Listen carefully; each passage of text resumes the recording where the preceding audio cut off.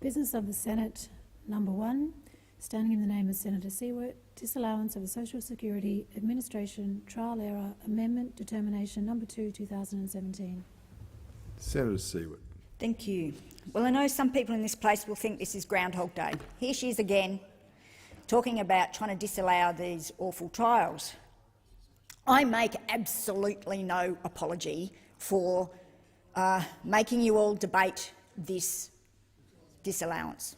I'll continue to while this awful legislation exists and while these trials continue. I will bring this issue back again and again and again.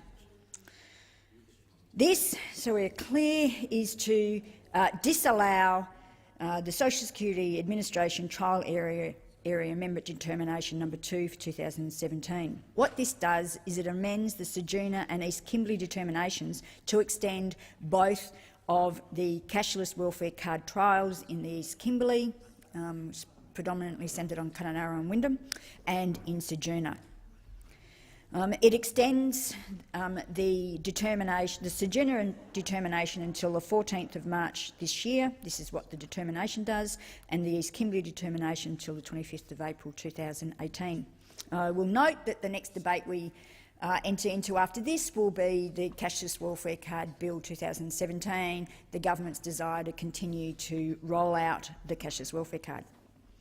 This instrument was made on the 11th of September 2017 and registered on the 13th of September 2017, one day before the Sojourner and surrounding region determination was in fact due to cease. So here's a lot of these people on this card thinking, finally, we're going to get off it, and then bang, the legislative instruments comes in and furthers the trial. As anticipated, the trials and their subsequent extensions, supported by both this government and the opposition, have turned out to be a rubber stamp on income support, based on reports and evaluations spruiked with premature evidence, anecdotes and ideology. That's what these are based on, anecdotes and ideology. Because if it wasn't, the government and the opposition would have not A, initiated this program, and B, from the opposition, supported it. Because the evidence from the Northern Territory is overwhelmingly clear. Income management failed, met none of its objectives. And I bet most people in this chamber have not bothered ever to go and look at that final evaluation. It's a very thick report. If you're time poor, like we all are, go and read the conclusion. Go and read the key points. It'll tell you the facts that you need to know. People in the trial areas were told that they would be subject to the card for 1 year only. But the government keeps sneakily extending the card through legislative instruments, and the opposition just keeps letting them, as does the crossbench. In fact, when they last extended the trials, last year, participants were given just 1 day's notice that the trials were continuing. This is no way to treat people, particularly those that feel traumatised and disadvantaged by the card. Despite the heartbreaking, spectacular failure of the 10 years of the intervention and income management and then new income management, the government thought they'd give income management another shot. The ideology wins out again. Because, you know, maybe 10 years' worth of failure, it's just not definitive enough.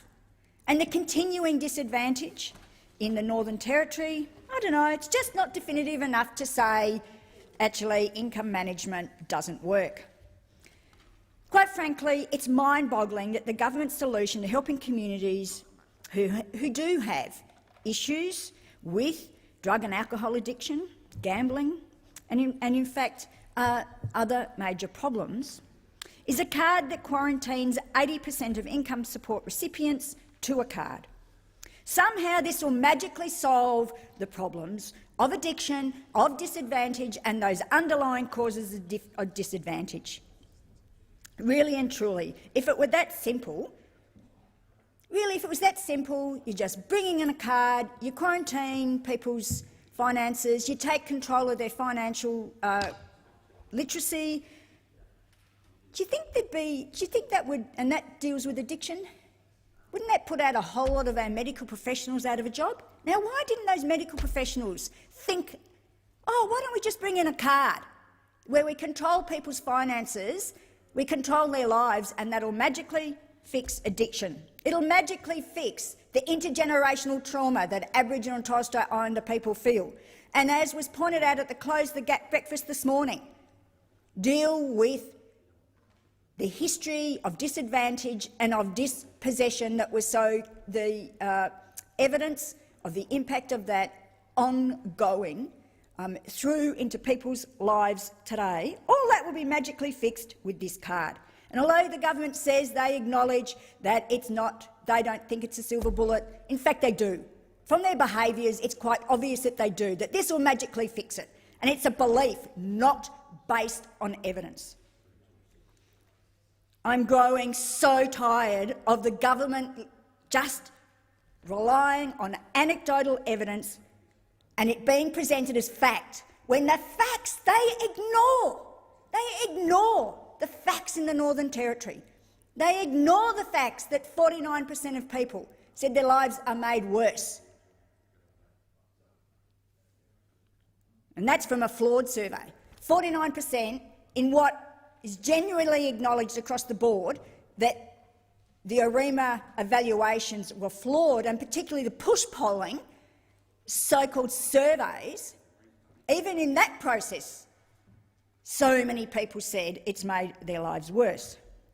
The so-called AREMA evaluation reports rely very heavily on anecdotal evidence and are based on push poll surveys and skewed data. And the reports simply don't stand up to scrutiny, and I can give you quite a significant stack of papers where people and respected researchers have actually gone through and looked at the AREMA reports and been quite scathing in many cases of those evaluations. We've had academics and data experts give evidence at the Bills inquiry. We're going to be talking about that as the next item of business in this place, that the reports are flawed, and they express concerns regarding the research and methodology being used to validate claims that the card is working and needs to be extended and expanded. The list of concerns is long, but I'll note a few. Well-regarded academics, Dr Janet Hunt from the ANU and Professor Eva Cox from UTS and Dr Elise Klein from the University of Melbourne have concerns regarding the research design, sampling strategy, questionnaire design, recall bias, social desirability bias, rising refusal rates of those surveyed, and the combination of longitudinal and intercept data, amongst others. There's no baseline data was used, and the report's authors overlooked. This is the reports of the AREMA reports, overlooked or dismissed important data that was not favourable to the trial. East Kimberley and Ceduna were weighted equally, despite the East Kimberley having a much higher rate of trial participants. Many survey participants deemed questions regarding changes in alcohol, drug or gambling behaviours as not as applicable because they were never engaged in these behaviours in the first place. If you are a vulnerable person struggling with alcohol, drugs or gambling addictions, and an authoritative figure comes and starts questioning you about your drug use, it's highly likely that you are going to say, oh, I've reduced my drug use or stopped using. Of course you're going to say that. It's a well-known, recognised survey risks. If I think you are going to take maybe even more money away from me, you're going to take my kids away from me, I'm going to say, if I'm surveyed, yes, I've reduced my drug or alcohol intake. Asking people if they've drunk less or are looking after their children better, what do you expect people to say? Yes, of course they're going to say, I'm drinking less. Yes, I'm looking after my children.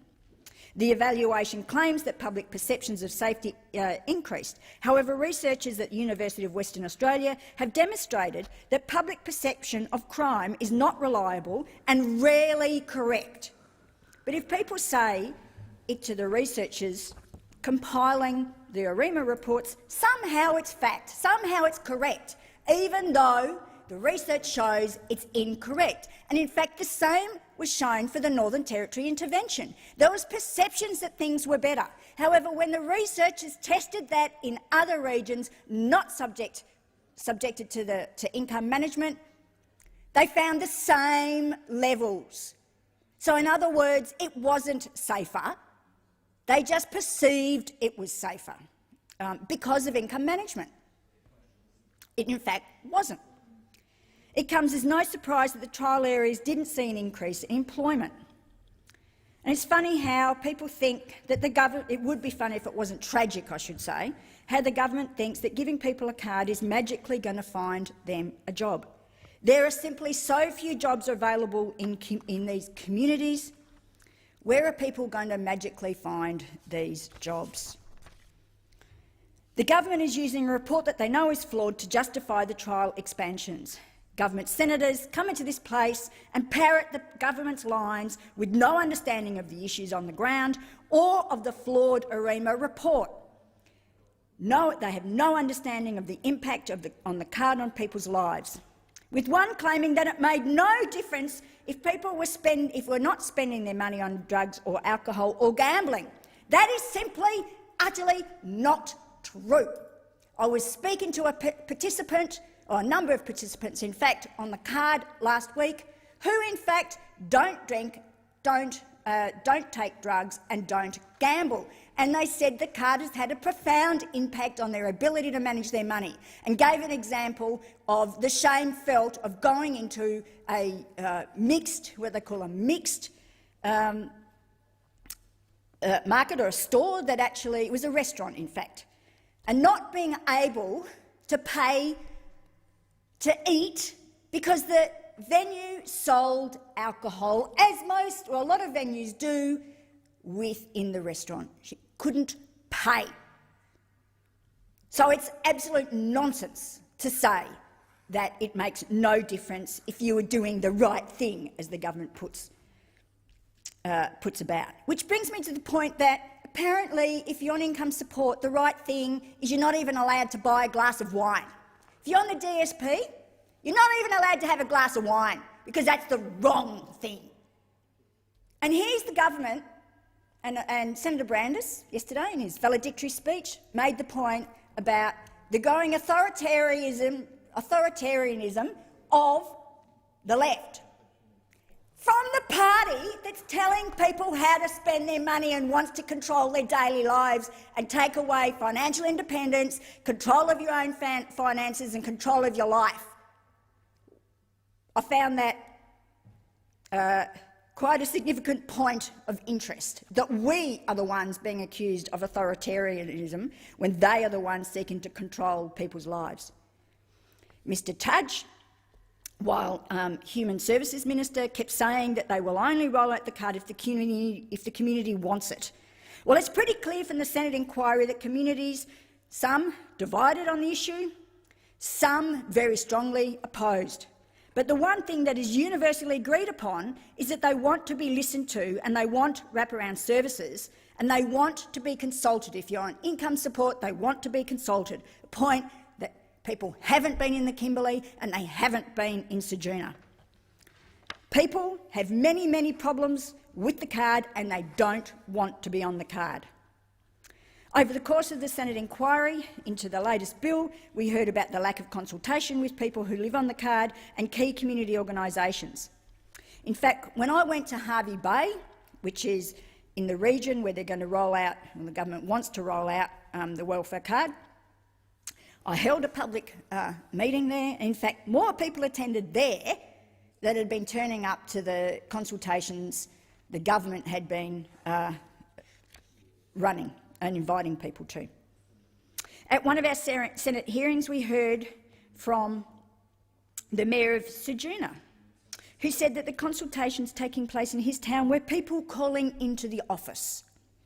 Apparently, that was the process for consultation. The people actually living on the card had not been consulted, and that is simply just not good enough. I'm very glad that we had community members from the trial areas come to Canberra to talk to the committee. It's time the government listened to them. In November, I also tabled a petition from over 850 signatures from members of the Bundaberg community who do not want their area to be another trial site. And I think we need to stop using this term trial, because it's quite clear the government wants to keep rolling this out. It's a trial area. You could wear the word when they said it was for a year, but they just keep rolling out in East Kimberley and they just keep rolling it out in Ceduna. Now they want to put it in other places too. People in those communities in Bundaberg don't want it in their area. And they want to see real assistance from their government to tackling issues like substance abuse. Again, people want to deal with these issues of addiction, but they recognise addiction is a health issue.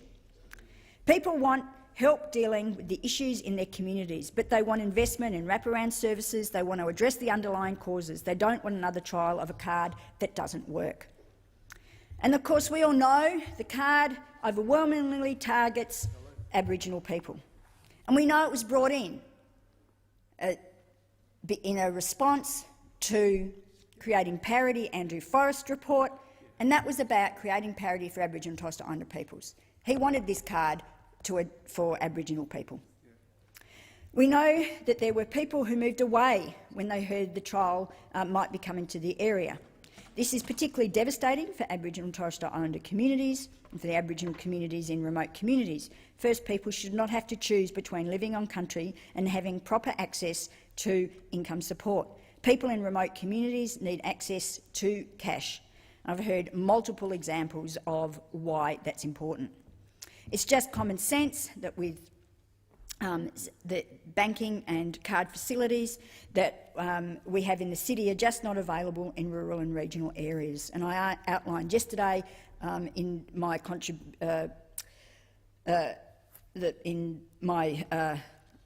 contribution to the second reading debate on the rollout of the card, the new rollout of the card, some of the concerns that people have. People simply can't survive on 20% of their income in cash in these communities. The survey data includes significant personal reports of increased hardship, and in the final evaluation report, the Wave 2 report, many of the surveyed participants said that they ran out of money to buy food or to pay for items for their children.